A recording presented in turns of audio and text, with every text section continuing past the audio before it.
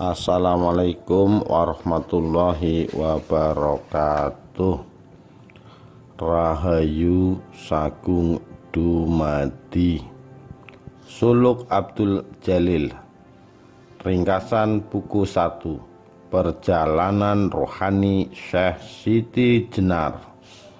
Part 3. Pengarang Agus Sunyoto. Suasana hening melingkupi tlatah Muara Jati.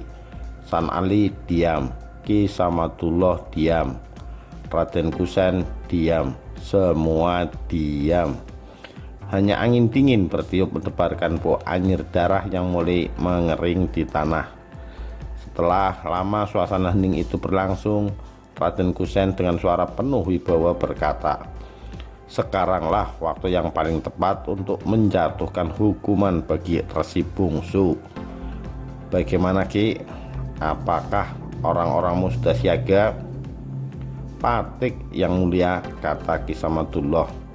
"Sejak sore tadi, sekitar 100 orang santri dari Padepokan Giri Amparan Jati bersenjata lengkap telah patik siagakan di sekitar Pakuan. Sekitar 100 orang pengikut Ki Gendeng Babadan juga sudah bersiaga, dan sekitar 300 orang pengikut Patik dari Tegal Alang-alang pun sudah mengitari Pakuan sejak sore tadi." "Bagus," kata Raden Kusen, "mantap. Bagaimana dengan berita kehadiran pasukan Pajajaran yang akan mendukung kekuasaan Resi Bungsu?"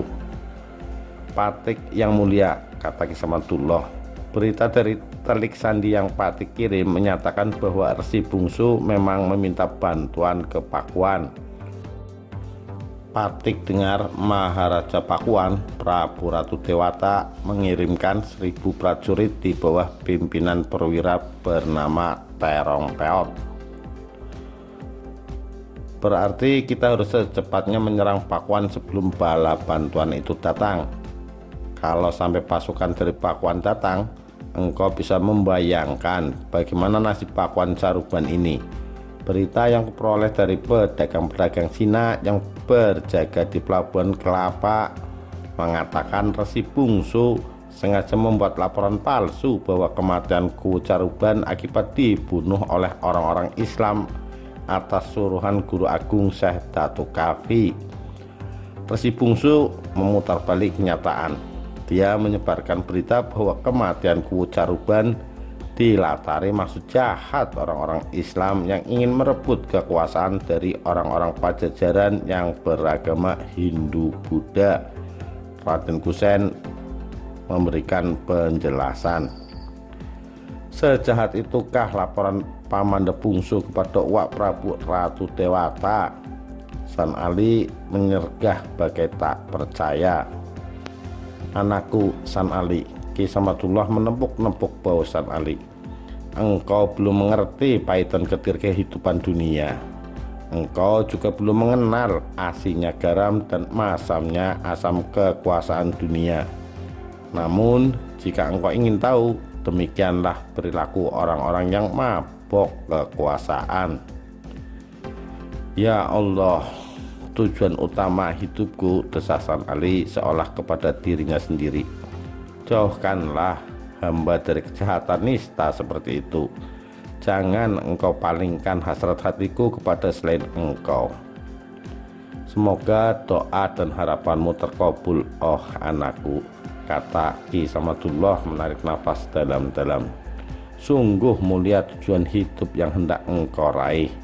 Semoga engkau menjadi salah satu dari San Ali yang bisa menjadi pengobat bagi mereka yang menderita, sebagaimana harapan ayahanda dan ibundamu."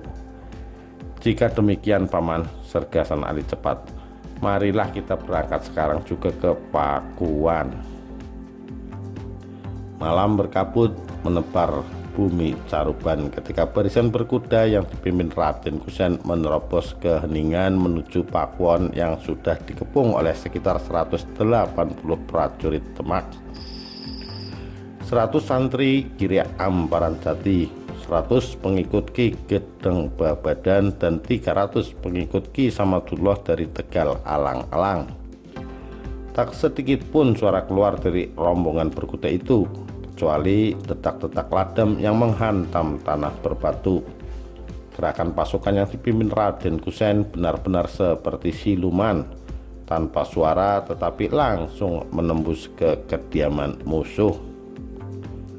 Ketika barisan berkuda beranjak sekitar 3 pal dari pakuan, tiba-tiba Raden Kusen mengangkat tangan. Seperti digerakkan oleh satu komando, seluruh pasukan berkuda berhenti serentak. Sejenak kemudian, kuda hitam yang ditunggangi Raden Kusen melangkah beberapa depa ke depan. Raden Kusen menepuk tangan 3 kali. Tepukan tangan Raden Kusen itu ternyata isyarat.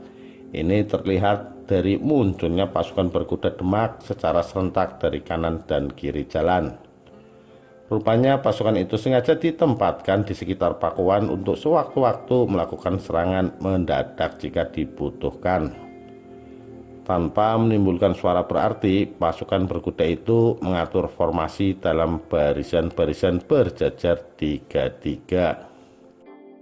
Beberapa jenak menunggu pasukannya merapikan barisan, Raden Kusen kemudian menepuk tangan lagi 2 kali. Kali ini rupanya ia memerintahkan seorang prajurit untuk menyampaikan perintah menyerang kepada kepala-kepala kelompok yang sedang mengepung pakuan. Setelah menghormat, prajurit itu dengan gerak lincah berlari menembus kegelapan malam. Raden Kusen melambaikan tangan, meminta Ki Samadullah yang berada di belakangnya mendekat. Dengan suara tenang ia berkata perlahan, "Ini pelajaran penting yang wajib dialami calon pemimpin, Ki." "Patik yang mulia," sahut Ki Samadullah takzim. "Maksudku, segera setelah kita menguasai Pakuan, kita akan bergerak cepat ke Muara Jati lagi." "Ke Muara Jati lagi, yang mulia?" guman Ki Samadullah heran. "Inilah yang kumaksud pelajaran penting, Ki," kata Raden Kusen. "Sore tadi telah kuperoleh berita dari saudagar-saudagar Cina bahwa perahu-perahu dari gelombang pertama yang memuat 500 prajurit Pajajaran telah terlihat di timur muara Sungai Cimanuk ke arah Dermayu. Sedang perahu-perahu gelombang kedua sore tadi baru memasuki perairan Karawang. Jadi bisa dipastikan kalau perahu-perahu dari gelombang pertama malam ini sudah masuk ke perairan Saruban. Aku memperkirakan mereka akan mendarat paling lambat subuh nanti. Berarti saat pagi datang mereka sudah siap bergerak menyerang Pakuan." "Namun yang mulia," kata Ki Samadullah, "bukankah jumlah mereka yang datang malam ini hanya 500? Bukankah jumlah pasukan yang mulia lebih banyak? Ketahuilah, Ki, bahwa jumlah 500 pasukan Pajajaran itu sangat berarti besar bagi sebuah pertempuran. Sebab jumlah 500 itu adalah prajurit terlatih, sedang jumlah 700 yang kita miliki hanya 200 dari Demak yang benar-benar terlatih. Sisanya adalah orang-orang yang hanya memiliki keterampilan pencaksilat seadanya, termasuk santri dari Giri Amparan Jati. Jadi, dalam sebuah peperangan jangan sekali-kali menilai lawan hanya dari segi jumlah. Ini pelajaran penting." "Patik paham, yang mulia." Hening malam tiba-tiba dipecahkan oleh pakikan dari jeritan serta gemerincing senjata beradu di kejauhan. Pertempuran tampaknya sedang berlangsung di Pakuan. San Ali dan para prajurit penunggang kuda tampak gelisah menunggu perintah menyerang dari Raden Kusen. Namun Raden Kusen kelihatan tenang dan bergeming mendengar hiruk-pikuk pertempuran di kejauhan. Decak kegelisahan dan bayang-bayang serunya pertempuran, San Ali tak tahan lagi. Ia membayangkan nasib kawan-kawannya, para santri, ketika menghadapi prajurit-prajurit Pakuan yang terlatih. Ia membayangkan betapa korban akan berjatuhan di pihak penyerbu. Setelah beberapa jenak dicekam kegelisahan, ia mendekati Raden Kusen dan bertanya, Kenapa kita tidak membantu mereka yang bertempur di sana, Paman? Kita belum dapat laporan dari medan laga, sahut Raden Kusen singkat. Laporan dari medan laga? San Ali heran. Lihat obor itu. Raden Kusen menunjuk nyala obor yang diayun-ayun di kejauhan. Itu laporan dari prajurit tadi bahwa pertempuran sedang berjalan imbang. Karena itu sekaranglah waktu yang tepat bagi kita untuk menyerang agar lawan terkejut. Saya paham, Paman. San Ali berdecak kagum. Agar lawan mengira jumlah kita banyak, maka setiap prajurit akan menyalakan 2 obor. Kita akan menyerbu dari kegelapan dengan suara hiruk pikuk dan obor yang digoyang-goyang, kata Raden Kusen. Raden Kusen mengangkat tangan kanan. Obor-obor secara berurutan menyala. Dalam waktu singkat, keadaan sekitar menjadi terang benderang. Raden Kusen mendadak meneriakkan takbir dengan suara menggelegar bagai guntur. Sedetik setelah itu, ia memacu kudanya. Para prajurit di belakangnya buru-buru mengikuti. Bagaikan naga bertubuh api yang merayap di kegelapan malam. Begitulah pasukan berkuda yang membawa obor itu bergerak ke arah Pakuan. Ketika jarak barisan berkuda yang dipimpin Raden Kusen dengan Pakuan tinggal 1 pal, serta-merta mereka berteriak-teriak, mengumandangkan takbir ganti berganti dan sahut-nyahut. Kemudian bagaikan luapan air bah, pasukan berkuda itu menerjang ke arah gerbang Pakuan, tempat para penyerbu dan prajurit Pakuan sedang bertempur. Kegentaran segera meluas di kalangan prajurit Pakuan ketika menyaksikan beratus-ratus cahaya obor berayun di kejauhan. Kegentaran makin memuncak manakala terdengar pekikan takbir yang makin mendekati gerbang, dan puncak kegentaran itu berubah menjadi kepanikan manakala mereka menyaksikan para pembawa obor itu adalah pasukan berkuda yang dipastikan merupakan bagian dari kekuatan penyerbu. Demikianlah, tanpa dapat dikendalikan lagi, prajurit Pakuan berhamburan melarikan diri begitu mendengar detak-detak ladam menggema bumi. Kepanikan pun makin tak terkendali ketika prajurit Pakuan bertumbangan ke atas bumi bagaikan rumput di babat parang. Barisan berkuda yang datang bagaikan air bah terus maju tak mempedulikan apapun. Barang siapa menghalangi akan diinjak. Para penyerbu gabungan dari Padepokan Giri Amparan Jati, Pakuan Babadan, dan Tegal Alang-alang yang melihat kedatangan bala bantuan segera menyibak memberi jalan. Pasukan berkuda yang dipimpin Raden Kusen dengan leluasa menerobos ke dalam Pakuan. Dengan cambuk ekor ikan pari, pedang, tombak, dan panah, mereka membinasakan prajurit Pakuan. Dalam waktu singkat, pertahanan Pakuan Caruban bobol. Prajurit Pakuan yang bertempur tanpa komando pemimpin itu porak-poranda. Seraya berteriak-teriak kebingungan. Mereka berhamburan ke segala arah menyelamatkan diri.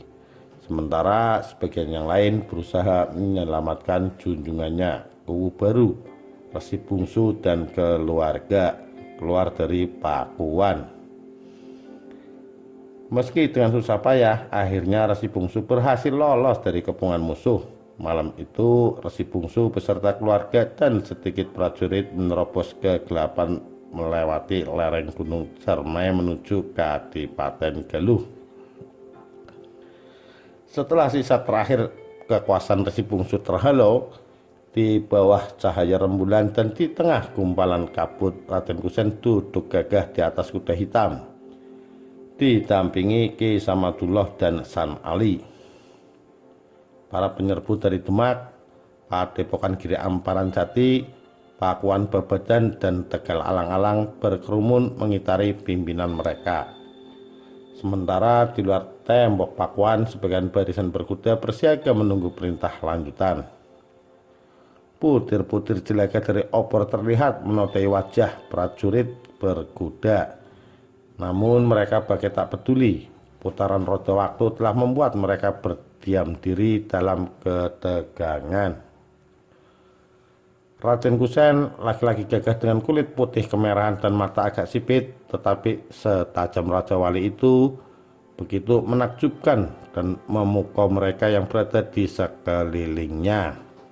Putra Adipati Palembang, Aryo Damar itu begitu tenang menghadapi berbagai persoalan. Bahkan menghadapi kemenangan gemilang seperti sekarang ini pun ia mampu mengendalikan kegembiraan. Dengan suara penuh wibawa, Raden Kusen berkata dengan nada mengingatkan, "Kita belum sepenuhnya meraih kemenangan, karena malam ini pasukan gelombang pertama dari Pajajaran akan mendarat di Muara Jati. Jika mereka kita biarkan, maka esok pagi Pakuan akan jatuh ke tangan mereka. Dan kita semua tahu apa tindakan pasukan Pajajaran terhadap mereka yang dianggap memberontak." Suara-suara segera menggema. Raden Kusen dengan tenang mengamati reaksi ucapannya terhadap orang-orang itu, terutama kepada Ki Samadullah dan San Ali. Hiruk pikuk itu makin gaduh, namun secara pasti menunjuk bahwa maksud yang sama, bahwa malam itu mereka semua harus ke Muara Jati untuk menghadang pasukan Pajajaran. Daripada dibunuh, lebih baik membunuh. Pekik Takbir pun mengumandang saut menyaut sebagai tanda kebulatan tekad mereka untuk menyambut kedatangan lawan. Malam itu, setelah menyisakan sekitar 50 orang untuk menjaga Pakuan, Raden Kusen ditampingi Ki Samadullah dan San Ali menuju Muara Jati, diikuti barisan berkuda para santri Padepokan, pengikut Ki Gedeng Babadan dan pengikut Ki Samadullah dari Tegal Alang-alang. Rombongan bergerak cepat, menembus kabut malam yang mulai menutupi permukaan bumi Caruban. Perhitungan Raden Kusen bahwa perahu-perahu pasukan Pajajaran gelombang pertama akan mendarat menjelang subuh ternyata terbukti.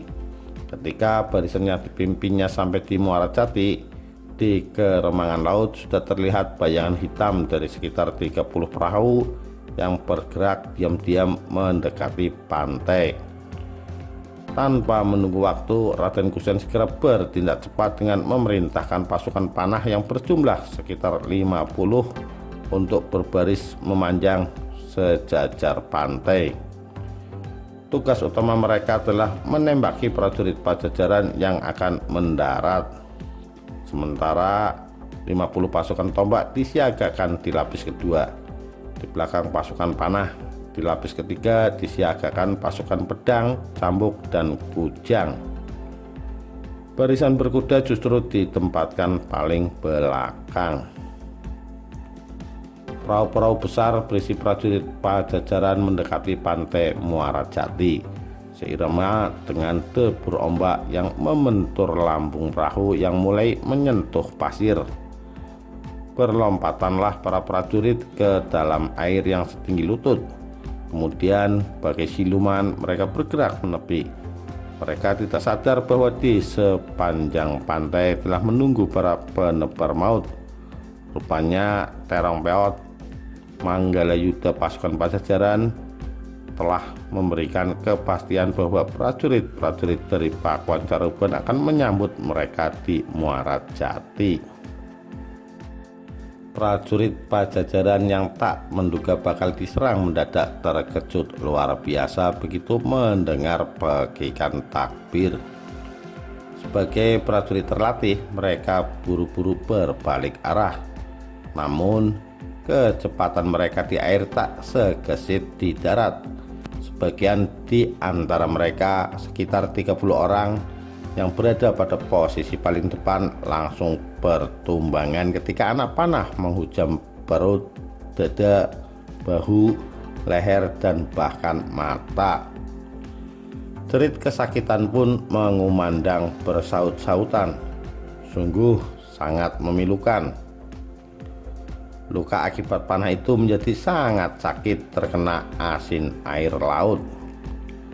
Ketika prajurit Pajajaran panik dan berlarian di perairan Muara Jati, Raden Kusen memberikan komando lanjutan dengan bagikan takbir dan isyarat pedang. Kali ini pasukan lapis kedua berlari cepat ke arah laut. Saat jarak lari mereka dari pantai sekitar 5 tombak, serta-merta mereka melemparkan tombak ke arah prajurit Pajajaran. Sejenak sesudah itu mereka membalikkan badan dan kembali ke posisinya semula di belakang pasukan panah. Hujan tombak di kegelapan malam itu dalam tempo singkat menambah jumlah korban di pihak lawan. Dengan cepat, tubuh sebagian mereka yang turun ke laut terlihat mengapung menjadi mayat dengan tikaman panah dan tombak.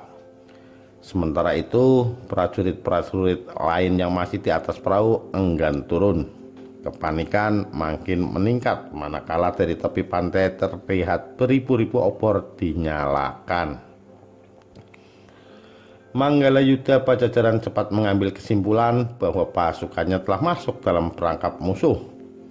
Untuk menghindari korban lebih besar, dia memerintahkan prajuritnya naik kembali ke atas perahu. Menjelang subuh itu, perahu-perahu Pajajaran kembali bertolak ke tengah laut.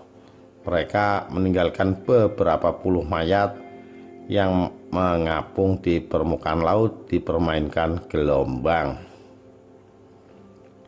Menjelang subuh, Raden Kusen didampingi Ki Samadullah dan San Ali beserta seluruh prajurit dengan penuh kegembiraan kembali ke Pakuan. Sebenarnya saat tiba di Pendapa Pakuan, Ki Samadullah akan langsung mengumumkan bahwa yang menjadi kuwu di Caruban adalah San Ali, putra Ki Danusela. Namun di sepanjang perjalanan, San Ali yang sudah menangkap keinginan bapak asuh yang sangat mencintainya itu dengan tegas menyatakan penolakannya. Penolakan San Ali tentu saja mengejutkan Ki Samadullah. Jika Pamanda menyayangi saya setulus hati, tentu Pamanda bisa memahami bahwa tujuan utama saya bukanlah kekuasaan duniawi. Karena itu, jika Pamanda memaksa saya menduduki kursi kuwu Caruban, berarti Pamanda telah memberikan beban yang sangat berat yang sangat mungkin tidak mampu saya pikul, kata San Ali. Jika engkau menolak jabatan kuwu, kata Ki Samadullah, lantas siapa yang akan menggantikan kedudukan ayahandamu? Saya sudah menyaksikan betapa hebat Pamanda Raden Kusen mengatasi masalah sebesar ini. Karena itu, tidak salah jika saya menginginkan Pamanda Raden Kusenlah yang cocok menggantikan kedudukan ayahanda Danusela. Saya kira Pamanda Raden Kusen akan mendapat dukungan dari kerajaan Galuh melalui Pamanda Samadullah. Saya yakin Pamanda Samadullah dapat memberikan dukungan kepada beliau. Sebab ditinjau dari segi nasab, hubungan Pamanda dan kerabat kerajaan Galuh sangat dekat. Anakku, sahut Samadullah memegang bahu San Ali, apakah dengan ini engkau akan meninggalkan aku? Apakah engkau akan melaksanakan tekadmu berkelana mencari hakikat sejati aku? Maafkan saya Paman, San Ali menguatkan hati. Saya sudah membulatkan tekad untuk mencari hakikat sejati aku, sebagaimana hal itu pernah saya ungkapkan kepada Guru Agung sekeluar saya dari Padepokan. Makin kuatlah tekad saya untuk melaksanakan impian saya. Semoga Allah senantiasa merahmati dan melindungimu, nak. Titik air bening mulai terlihat di sudut mata Ki Samadullah.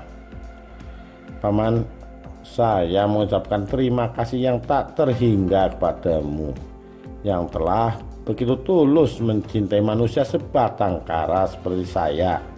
San Ali berkata lirih. Kenapa engkau berkata begitu, nak? Saya lahir dalam keadaan yatim. Ketika bayi saya sudah yatim piatu. Hanya berkat budi baik ayahanda dan ibunda, pamanda dan bibi, saya bisa menjadi seperti sekarang ini. Siapa yang menceritakan hal dirimu itu, nak? Ki Samadullah penasaran. Pamanda Resi Bungsu, kata San Ali. Dan ia benar, bukan? Ki Samadullah menunduk.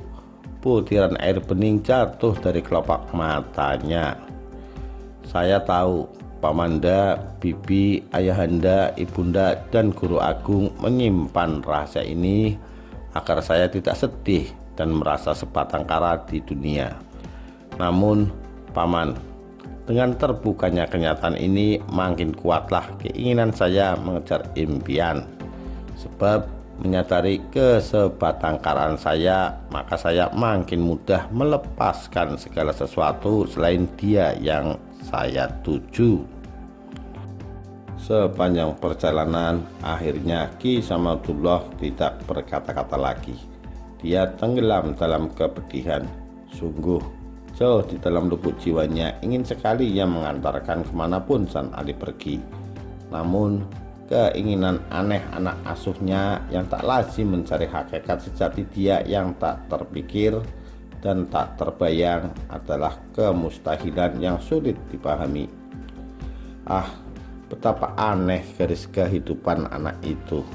Lahir ke dunia sebagai yatim piatu dan didewasakan di lingkungan padepokan yang penuh keprihatinan. Kini setelah dewasa akan mengembara dengan tujuan melepas kepentingan dunia untuk menuju aku yang tak tergambarkan keberadaannya. Segala pembicaraan Ki Samadullah dengan San Ali didengarkan dengan cermat oleh Raden Kusen. Ketika mereka tiba di Pakuan, segera dibuat keputusan bahwa kekuasaan Kucaruban dipercayakan kepada Ki Samadullah. Sebab selain masih keturunan Raja Galuh, dia dianggap paling berpengalaman menjadi pejabat pangraksa bumi, membantu tugas-tugas Ki Danusela.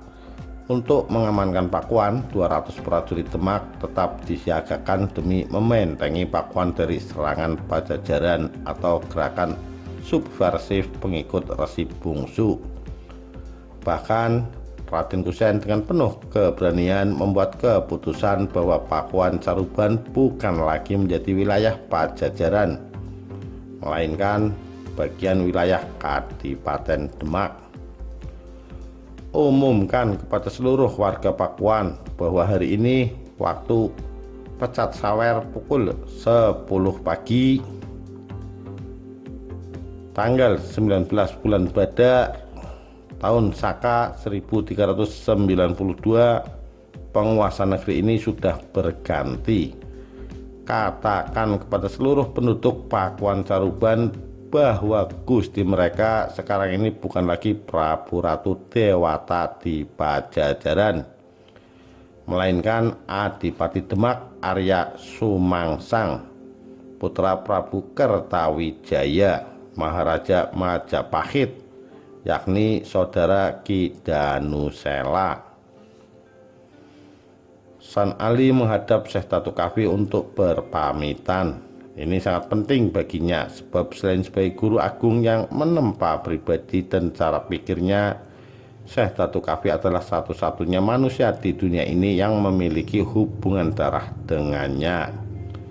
Lantaran hubungan darah itu, ia menjadi mafhum kepada guru agung itu begitu memanjakan dan mengistimewakan dirinya dibanding murid lain.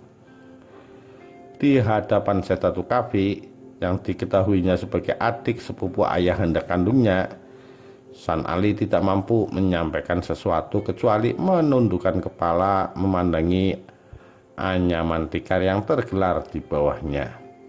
Ia merasakan dadanya kosong, hampa, entah apa yang terjadi.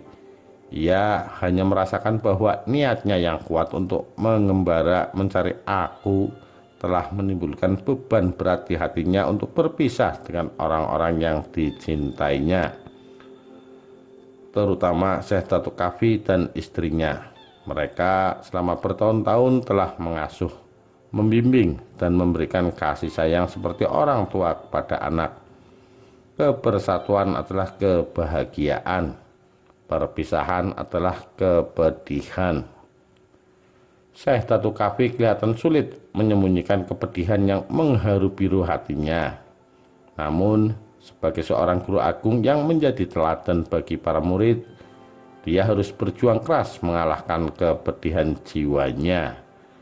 Memang benar, perpisahan dengan orang tercinta sangat berat dan menyakitkan. Namun, keharusan berpisah dengan segala sesuatu selain dia adalah tuntutan mutlak. Itu sebabnya dengan hati berat dia menasehati kemenakannya. Pergilah engkau mengikuti tuntunan jiwamu, oh anakku terkasih. Sebab hanya dia yang berjuang keras menuju dia yang akan sampai ke dia. Segala apa yang engkau alami selama ini adalah bagian dari perjalanan yang mesti engkau lewati. Tinggalkan segala sesuatu yang ada pada dirimu hingga tak bersisa kecuali keyakinanmu terhadap dia. Hamba akan jadikan nasihat guru agung sebagai asimat, kata San Ali Ta'zim. Namun, bolehkan hamba bertanya sesuatu tentang hal hamba? Bertanyalah, oh anakku. Benarkah leluhur hamba berasal dari negeri Malaka? Tanya San Ali tegas. Sepengetahuanku memang begitu, anakku, jawab Syekh Datuk Kafi. Barang 1 abad lalu leluhur kita bertempat di tanah Semenanjung. Mereka datang dari negeri Gujarat. Menurut cerita ayahandaku, Syekh Datuk Ahmad, leluhur kita adalah bangsawan dan ulama di Gujarat. Kakekku Syekh Datuk Isa adalah leluhur yang tinggal di Malaka. Ia sekeluarga awalnya datang ke negeri Perlak, kemudian merantau ke Semenanjung, yakni Malaka. Berarti sangat mungkin negeri Gujarat pun bukan tempat asal leluhur kita. Bukan sesuatu yang mustahil jika leluhur kita berasal dari negeri Arab, Rum, dan mungkin Maghrib, San Ali menyimpulkan. Memang benar anakku, kalau diurut-urut semuanya berasal dari negeri Arab, di mana Bapak Adam dan Ibu Hawa pertama kali tinggal di bumi. Sebelum tinggal di negeri Arab, di manakah Bapak Adam dan Ibu Hawa tinggal? Apakah di tempat bernama Jannah Darussalam? Tanya San Ali. Sejauh yang kupahami dari kitab-kitab memang demikian, oh anakku. Jika begitu, oh guru agung, hamba mohon pamit secepatnya karena hamba memiliki pandangan bahwa mencari dia haruslah mencari rangkaian alur di mana dia menempatkan manusia pertama yang diciptanya di muka bumi, kata San Ali tegas. Mudah-mudahan engkau menemukan apa yang engkau cari, anakku, kata Syekh Datuk Kafi dengan mata berkaca-kaca. Dibanding Dermayu, Muara Jati hanyalah pelabuhan kecil.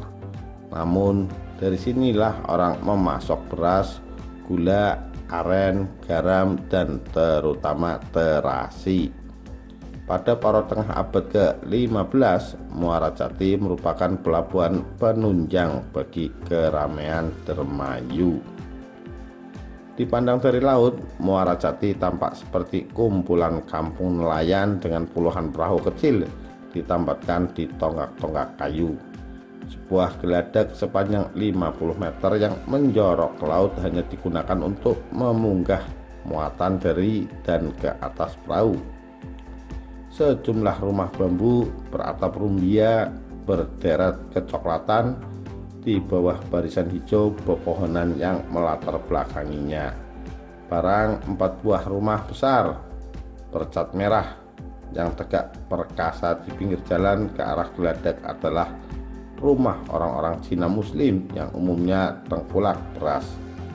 Sementara sebuah bangunan besar dengan pendapa yang berdiri menghadap ke laut adalah kediaman tanda pejabat bawahan Raja Galuh yang bertugas memungut pajak lalu lintas hasil bumi dan perikanan yang keluar dan masuk pelabuhan Muara Jati.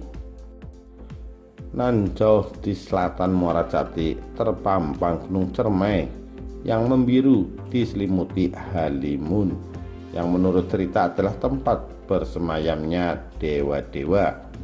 Di ujung geladak di atas riak gelombang pantai, San Ali berdiri tegak memandangi hamparan lembah, gunung, dan rimunan pohon yang hijau kebiruan dibalut kabut tipis hamparan bumi Caruban, tanah kelahiran yang mengukir jiwa dan raganya.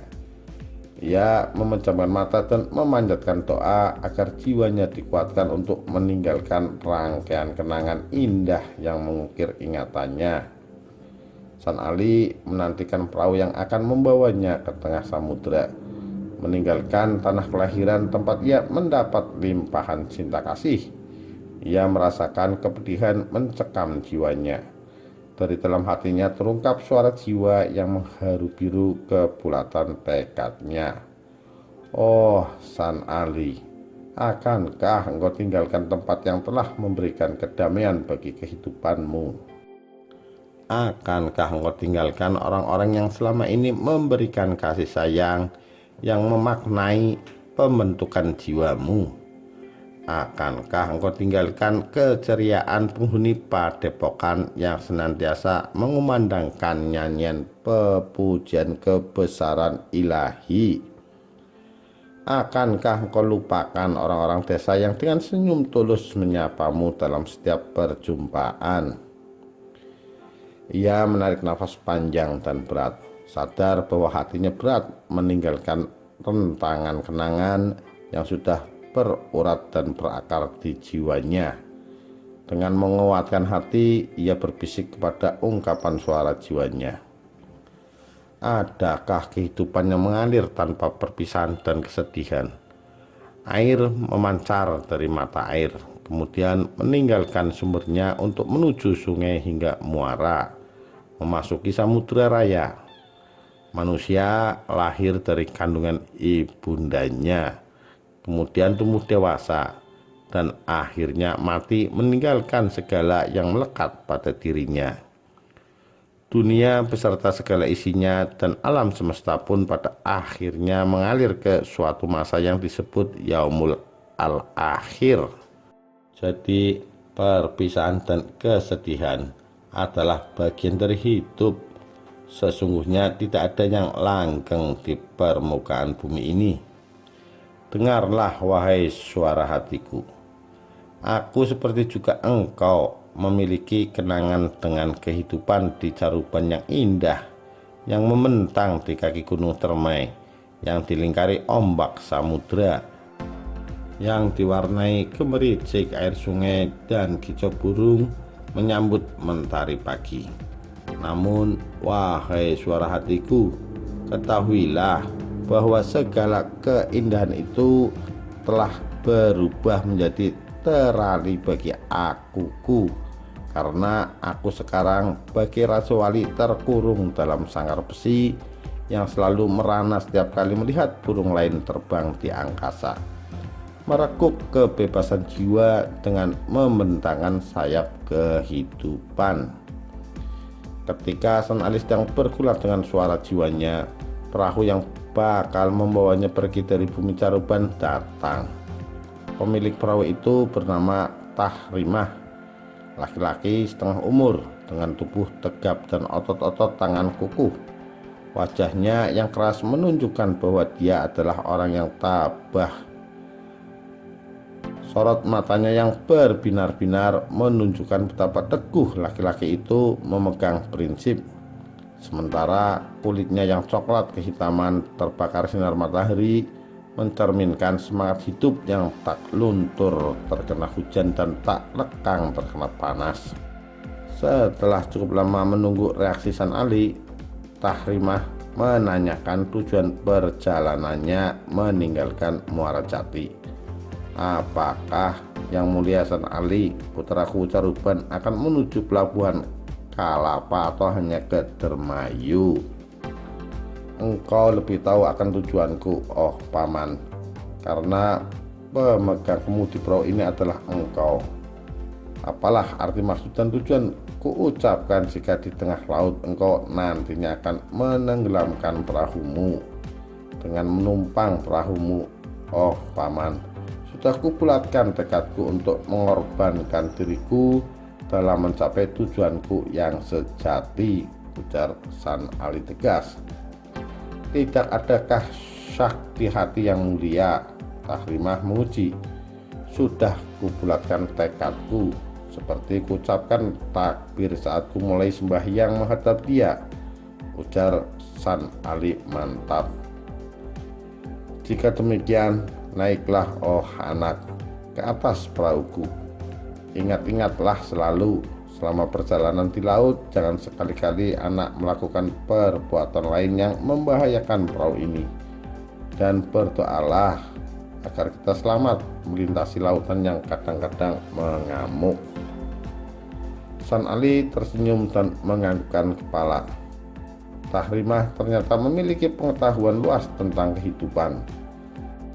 Ketika masih muda, dia pernah menjadi awak kapal dagang yang mengarungi 7 samudera dan menyinggahi berbagai pelabuhan besar, tempat kapal-kapal dari berbagai negeri berlabuh. Kini setelah usia makin menua, dia hanya menjadi pengemudi perahu yang khusus mengantarkan orang-orang tertentu ke tujuan yang dikehendaki. San Ali sangat terkesan mendengar kisah hidup Tahrimah. Dia bertanya banyak hal tentang berbagai peristiwa yang sedang dialaminya saat ini. Bagaimanakah perasaan paman saat pertama kali berlayar meninggalkan tanah kelahiran tercinta? Semula berat dan menyedihkan, oh anakku, kata Tahrimah.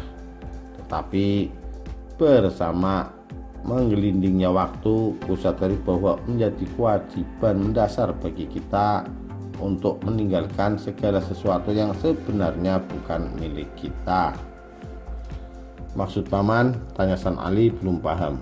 Sebelumnya aku sempat berpikir bahwa bumi Caruban, anak, istri, rumah, orang tua, sahabat, guru, dan segala apa yang kucintai adalah milikku. Pada akhirnya aku sadari bahwa semua itu bukan milikku. Apa-apaku, apalagi milikku. Tubuh dan jiwaku pun pada hakikatnya bukanlah milikku. Kalau begitu paman adalah seorang syahid, ujar San Ali. Seorang syahid yang melakukan syuhud adalah dia yang meninggalkan segala sesuatu yang menjadi miliknya. Syahid adalah dia yang meninggalkan segala apa yang bisa ditinggalkannya. Sedangkan aku pada kenyataannya tidak memiliki apapun yang bisa kutinggalkan. Semua merupakan miliknya, kebesarannya, keagungan, keindahan, dan kekuasaannya. Kehendak, kemuliaan, dan puji-pujian, dan kemutlakan.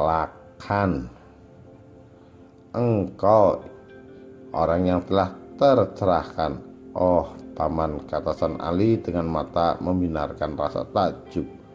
Ajarkanlah kepadaku tentang jalanmu menuju Allah. Engkau memiliki jalanmu sendiri, oh anakku, kata Tahrimah datar.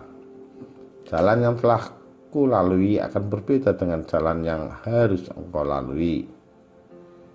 Itu aku tahu paman, San Ali memohon, namun berikanlah kepadaku barang 1 atau 2 patah nasihat yang akan ku jadikan bekal perjalananku. Jika itu keinginanmu, aku akan memberimu 2 nasihat yang boleh engkau ikuti dan boleh pula engkau abaikan. Saya akan berjuang menjalankan nasihatmu, oh paman. Pertama, lakukan taubat, yakni engkau harus berpaling dari segala sesuatu kecuali Allah. Maksudnya, jika sebelum ini engkau pernah berbalik darinya, maka sekarang engkau wajib menghadapkan jiwa dan pikiranmu hanya kepadanya. Kedua, lakukan zikir, yakni ingatlah selalu Allah jika engkau lupa. Maksudnya, jika engkau selalu berusaha dalam keadaan melupakan segala sesuatu yang bukan Allah, maka saat itulah engkau mengingat Allah. Di Pakuan, ibu kota kerajaan Pajajaran, kehidupan berlangsung sangat lamban dan jauh berbeda dengan Muara Jati, apalagi dibandingkan Dermayu yang hingar-bingar dipenuhi kesibukan. Satu-satunya tempat orang terlihat lalu lalang hanya di dermaga Kedung Halang, tempat perahu hilir mudik dari dan ke pelabuhan Kalapa. Di situ tak henti-hentinya orang mengangkat barang-barang dengan pikulan, gerobak, dan pedati yang ditarik kerbau. Selebihnya hampir di seluruh sudut kota Raja Pakuan dilintasi orang-orang yang akan pergi ke pura dan sanggar pamujaan. Hampir di setiap tepian jalan terlihat anjing bertubuh kurus duduk atau tiduran menikmati hangat matahari. San Ali yang mengenakan jubah dan sorban putih sebagai pertanda bahwa ia pemeluk Islam, sejak menginjakan kaki di pelabuhan Kalapa sudah menjadi perhatian orang. Ketika ia menuju kota Raja Pakuan dengan perahu yang melewati Ciliwung, orang makin memandangnya dengan penuh curiga. Hanya bekal surat pengantar dari Ki Samadullah yang membuatnya lolos dari pos-pos pemeriksaan keamanan. Demikian suluk Abdul Jalil part 3. Sampai ketemu kembali di part berikutnya.